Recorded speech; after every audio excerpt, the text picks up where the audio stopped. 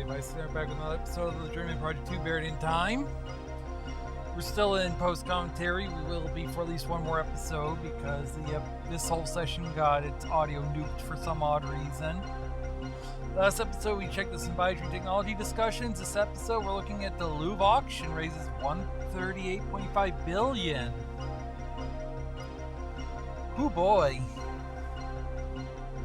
There is some stuff I gotta put in the description later. Well, this episode I'll tell you more about later.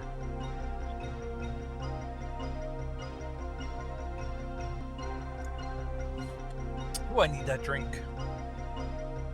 Here we go. I&M will return after a word from our sponsor.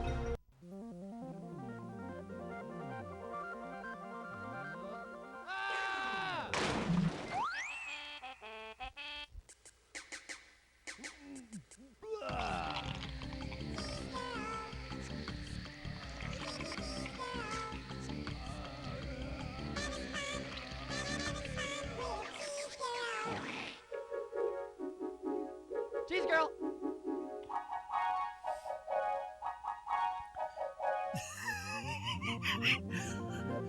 That is just silly. But we do need this product. And yeah, they did do commercial. They did that one too. But yeah, we gotta get Cheese Girl. You might notice that there was a cheesy solution that Gage came up with. This is the code to get it. You would be hinted to this in walkthrough mode. Walkthrough mode gives you codes like these to help you. So yeah, you would understand that this is something you'd have to do. So just make sure you note that number because you'll need it later on.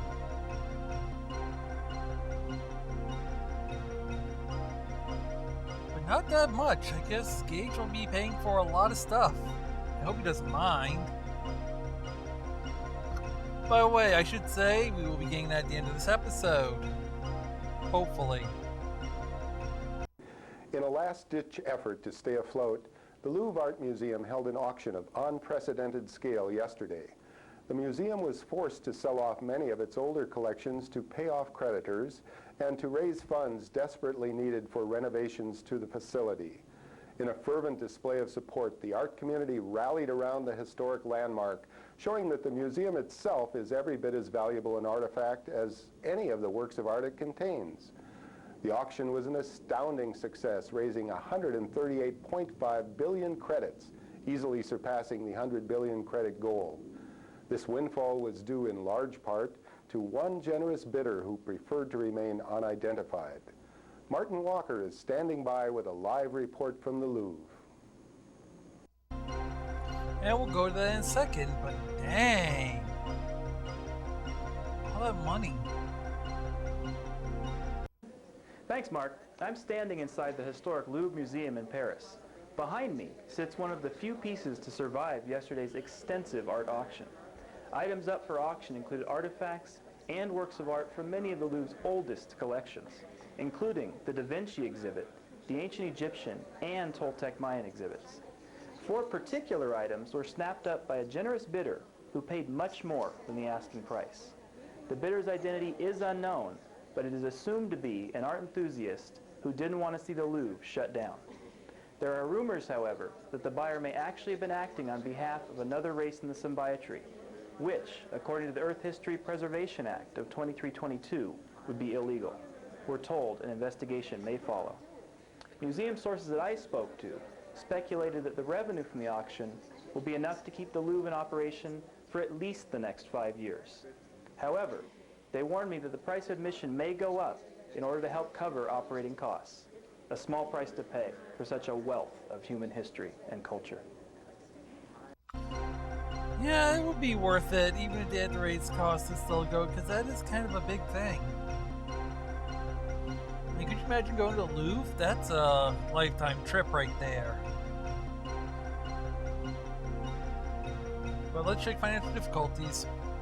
The Louvre's financial difficulties arose from a combination of rising maintenance costs, overspending, and lower than normal attendance. Several costly acquisitions in recent years sunk the museum into spiraling debt. When repairs to the facilities became unavoidable and visitor attendance fell, it became clear that a major influx of cash was needed to cure the museum's ills. In June, the decision was made to auction off several of its older exhibits. That decision paid off well yesterday. And I guess that's the only page, and we only got one thing to look at, the museum itself. Louvre, the ancient palace known as the Louvre, was constructed in Paris during the reign of Louis XIV. It was later turned into an art museum of worldwide renown and still houses such masterpieces as Leonardo da Vinci's Mona Lisa and Kenneth Farnstein's Self-Awareness. The Louvre became the world's largest privately owned museum when it was purchased from the French government by a conglomerate of multinational firms in the year 2094. Leonardo da Vinci, we've already read. We see that was in episode 2, section 1, basically, if you need to look at it again, or if you want to read it a little bit longer. So, yeah, enjoy. The Louvre's financial difficulties arose I've from got a one section left. combination of rising One maintenance section costs. left. High bidder. The 4 items that the unidentified bidder purchased included the Toltec Mayan ceremonial coffer, King Richard the Lionheart's sword from the Crusades, Leonardo da Vinci's Codex Atlanticus, and an interactive sculpture entitled Self-Awareness, credited to Kenneth Farnstein. Attendees of the auction said the buyer did not try to purchase any other items, but immediately made an excessive bid on these 4 artifacts as soon as the bidding opened. Stein, meh. Experts estimated that the unidentified man paid at least 7 billion credits more than the true value of the pieces, but none could say why he was so interested in 4 such disparate artifacts. They eventually conceded that it may have simply been their rich histories that intrigued him.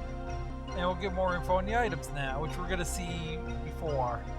So this would lead you to the same thing if you just clicked on them in the thing, so we're just going to go right in. Mayan coffer. This unusual jade gold coffer is thought to have played a role in Mayan religious ceremonies. It was discovered in 2027 during an archaeological dig within a previously undiscovered cavern below the pyramid, known as the High Priest's Grave in Chichen Itza. The most distinctive features of the coffer are its... We'll quickly go here. After, I should say. Just know that we had 2. Cylindrical shape and intricate looking mechanism which make it the most horrifying to ever have come out of Chichen Itza. The complex mechanics of the device, which are similar in construction to a Chinese puzzle box, prove that the Maya were much more capable builders than previously believed. For many years, the coffer was thought to be cursed, as its first 4 owners perished under mysterious circumstances. It is now known that its lock mechanism contains poison needles that jab anyone who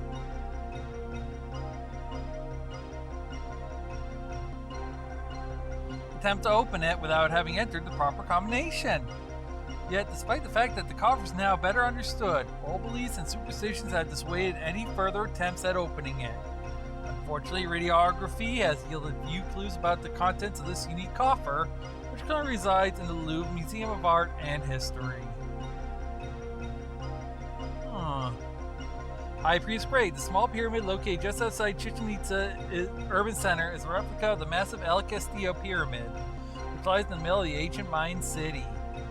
Although the High Priest's Grave was originally believed to have been a ceremonial pyramid dedicated to the 9 Masters of the Night, it was later turned into a tomb for an influential high priest.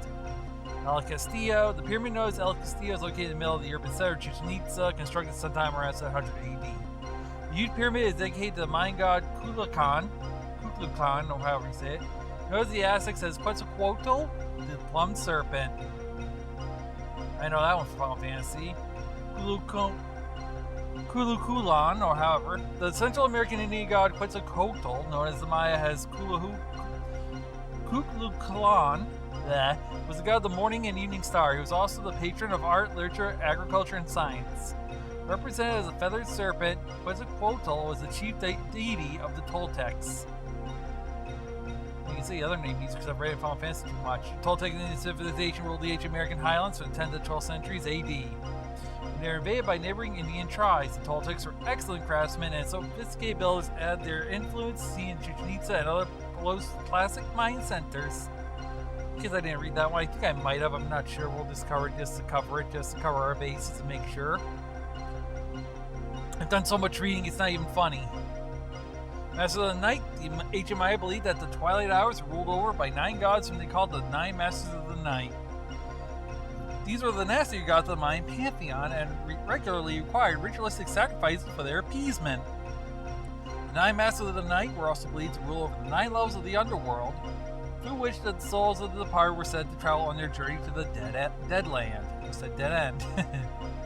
According to the Mayan beliefs, the underworld was a place of unearthly existence located below the plane of the living world, known as Xibalba or Palace of Fright. It was said to be entered through a cave. The underworld of the Maya was composed of 9 levels, each of which being ruled over by one of the Masters of the Night. They believed that the souls of the dead would have to pass a trial in each of the first 8 levels before being allowed into the bottom level, known as Meatlan or the Deadlan. Meatlan we'll check in a second.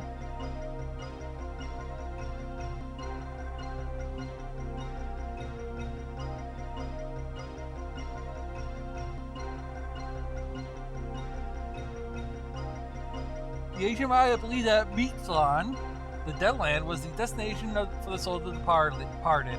According to the myth, the dead would have to pass through 8 levels of the underworld, passing a trial on each, before being allowed into Mixlan, the 9th and final level of the underworld. In the Deadland, they would endure a dreary, eternal existence without joy or suffering.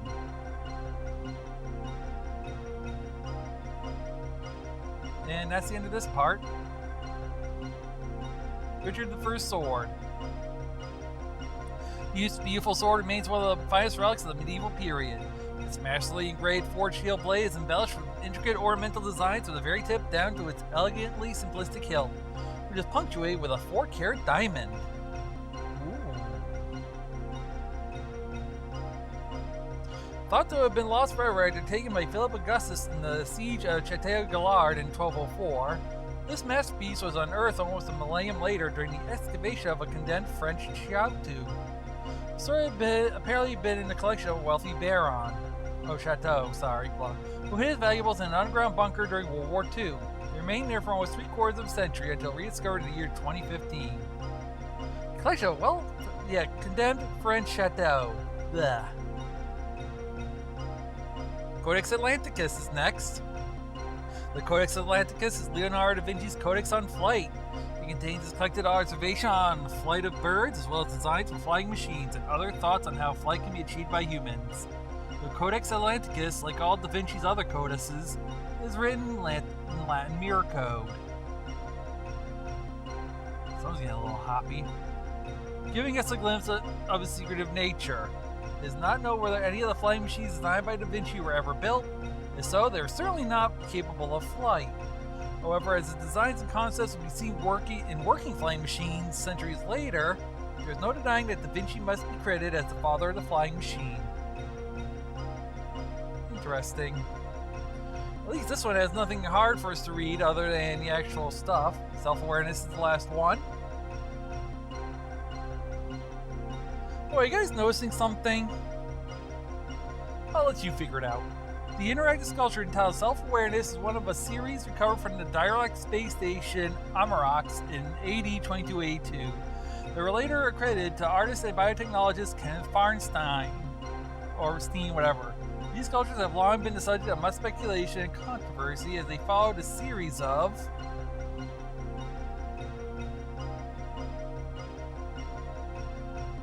paintings, undoubtedly by the same author, which Farnstein or Stein himself credited to an artificial personality which he had created. Those claims were never substantiated. There's enough evidence to have captured the world's imagination, and to this day, people speculate as to whether Farnstein has succeeded in that no one to this day has achieved: creation of true artificial life. Regardless of their origin, the sculptures gain immediately recognition as masterpieces. Testimony to this was ably provided by New York Chronicle art critic Kellyanne Pollock in the following review excerpted from the May 12, 2286 edition of the paper. Humanity's long history of artistic endeavors have periodically allowed us mere mortals and occasional glimpses of the clarity of vision that is the domain of genius. The Van Goghs, Mozarts, Descartes, I forget how to say his name, of this world have opened doors inside us with their work. For a moment, bringing into the sharp detail the foggy, fuzzy things at the peripheral's edge.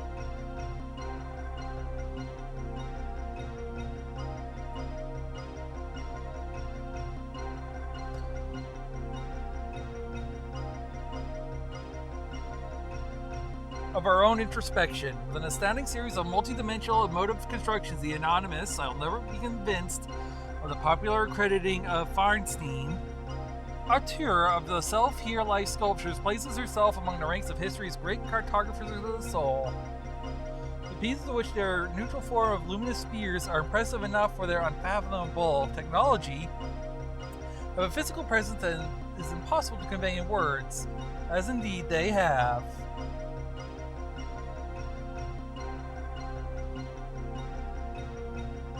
The most accomplished documentaries attempts to capture them on the web. The experience of reaching out to self-awareness, the visceral response as it disrobes and unfolds into a chronologue of unfiltered emotion, is one that must be felt in situ.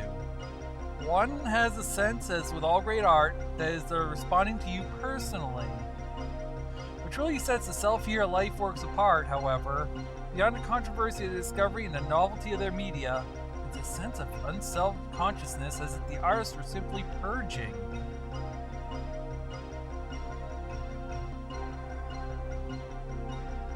Yourself of emotion, unfiltered by intellect, free of the pretensions of interpretation or analysis. One is led to wonder the artist is not a child, unrestrained by the burden of understanding, but driven by the need to make tangible the elusive currents of life, as if to capture them in the frame of a canvas or the patterns of a projection, or to somehow bind them. Like the power of naming and arcane magic, but then, is that not what art has always been about? Huh. That's it, we're done with the TV. That's all 4 articles, that's everything in the TV. So besides getting those 3 codes that we got, we also got some other things that will be explained later on. But for now, we're done with the INN. I hope you learned a lot, because there's a lot that was in lore. All that lore will now be used in your adventure. There's one thing I didn't go over. It's in Files. I click on the chip, access the chip, Agent Dossier, it's Research. I skipped Gage on purpose. Here's his ID. He's status pending because his house arrest, age 36, height 1.8 meters, weighs 94.3 kilograms. We look very nice on a picture. ID 10284-516, Blackwood Gage, Agent 5. We know that already. We've known that since the first game. Profile, he graduated with arts from the University of Melbourne with a master's degree in world history. Graduated top of class, Special Forces Training Academy, Director of Tactical Teams for the CIC. Transferred to the Temporal Security Annex of the CIC. Received the Paragon Medal for performance in the line of duty from Journeyman Project 1. Promoted to Captain of the Temporal Protectorate, and then chosen to form and head up the Deep Time Unit. His interests are classical science fiction, history, abstract art, and Journeyman collectibles.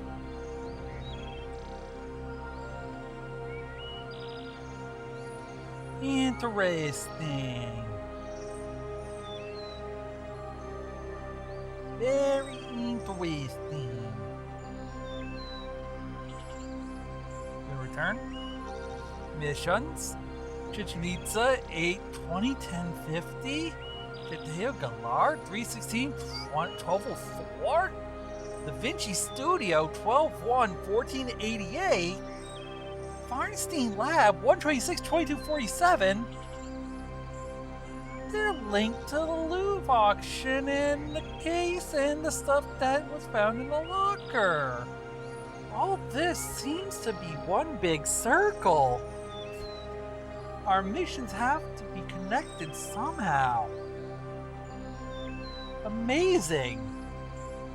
There's something going on here. Is Gage committing art theft? Is Gage trying to finance his home some very nice things? Can't be, because we wouldn't do that to ourselves, because we're trying to help ourselves be free, so why would we be committing the theft? We're trying to stop it. Something's weird here, we're gonna go after it. I'm right now gonna go and start tapping through and getting out.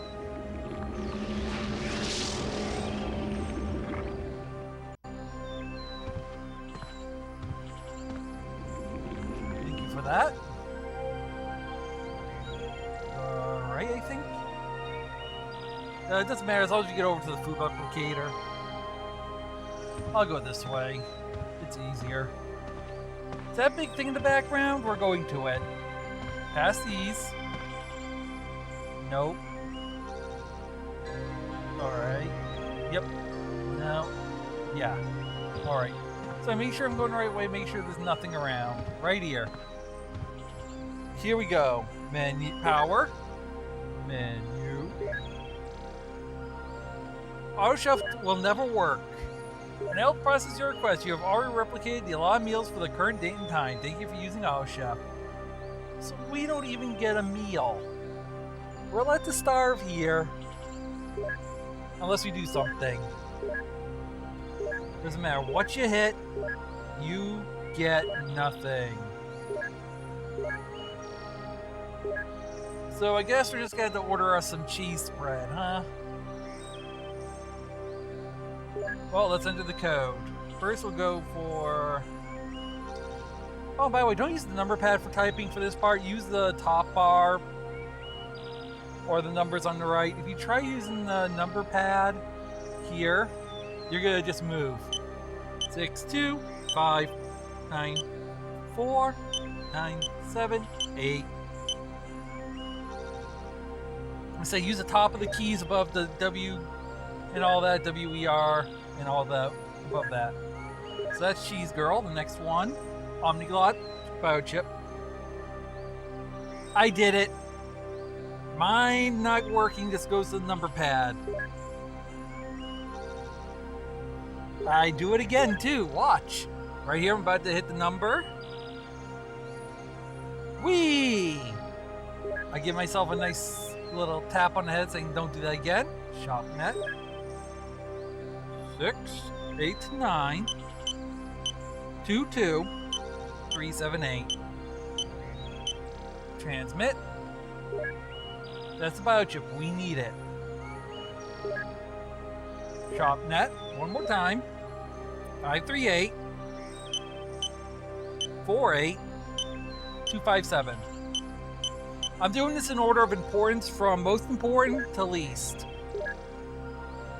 So if you're just going for the Cheese Girl, I gave you that one first. And then I went down to Translate Biochip, which is useful but not needed. And then the Geno Andrews, which is just there. It's a fun thing to look at. So Cheese Girl we do need, and we'll be using it next episode. I'll put that in my inventory. Next, go back up, power, menu, post, translate, replicate. It automatically puts us down one screen as we get our biochip. Up, menu, power, menu, post box, no Andrews, replicate. And 1 EP is now in our hand.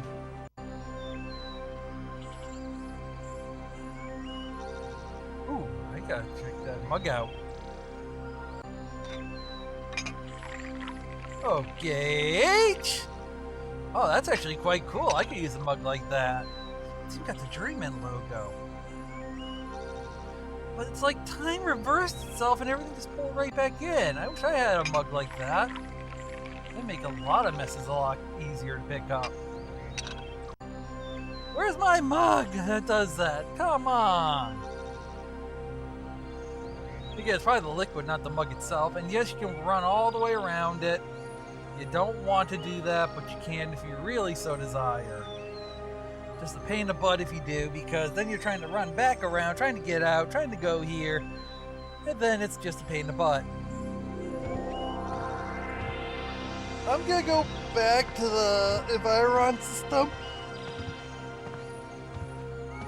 A very important thing. And we're accidentally gonna run around it.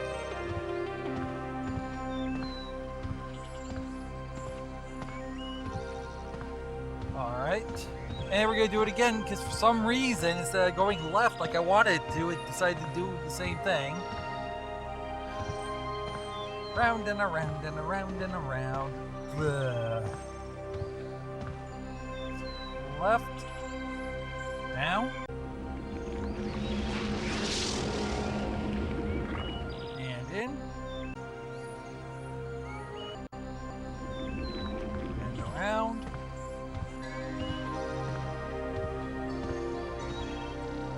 Left. Down. And let's put this in. Oh wait. You have to move the thing first. Now we can put it in. Enjoy some Gino Andrews.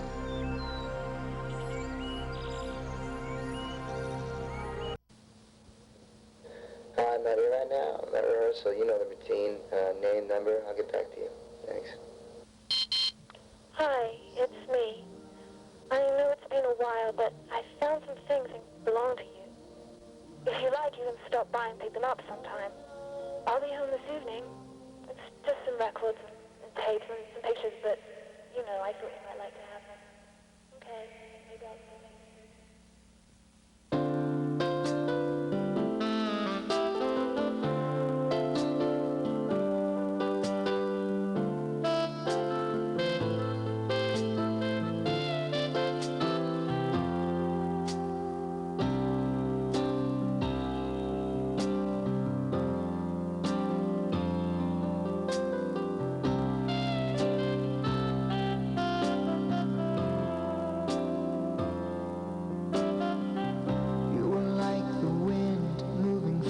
Silent, never knowing where you were going or where you'd been. I pray somehow you hear these vows I'm thrown into the wind. And while you're gone, I'm moving on. I'll begin again.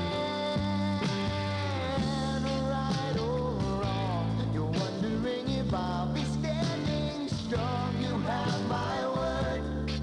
I promise I'll be searching for a reason to go on.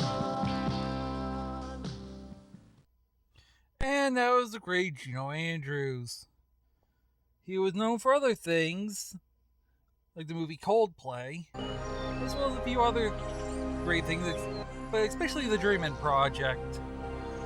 He was a composer, sound, and visual artist for this game, so this is kind of his, you know. Definitely a nice performance. Gear Andrews' 1996 hit video, A Reason to Go On, is your free sample from Volume 4 of G-Tech's soon-to-be-released EC compilation entitled Gino, A Fond Remembrance. Yay! Next up, we're going to look at Cheese Girl. Cheese Girl processed cheese food spread is made from two separate chemicals which mix when forced out of the pressurized can, coagulating into a non-toxic cheese-like substance. Warning, contents under pressure, risk of inadvertent propulsion in zero-G environments. Interesting. Propulsion in zero-G environments. Useful! We're gonna need that, a cheesy solution. The Samco Translate Biochip is capable of translating both the written and spoken forms of every known language. Simply pop it into your biotech interface and click the activate button. The Samco Translate Biochip does the rest. Samco, guaranteed for life. In case of malfunction and your head doesn't blow off, please call 204-555-398-008. Like I said, most of these are like I said, except for the Cheese Girl, the other two are optional, though the Translate Biochip is very useful on your first playthrough. But yeah, with that, we're done with this. We're done here. Next episode, we're jumping. And where we're gonna end up, who knows? Except me. But yeah, I'm getting the episode here. I hope you guys definitely enjoyed and that this didn't blow your head off with craziness. Don't forget there'll be a test later. Hope you guys had fun. And I'll see you on the next one. See you then.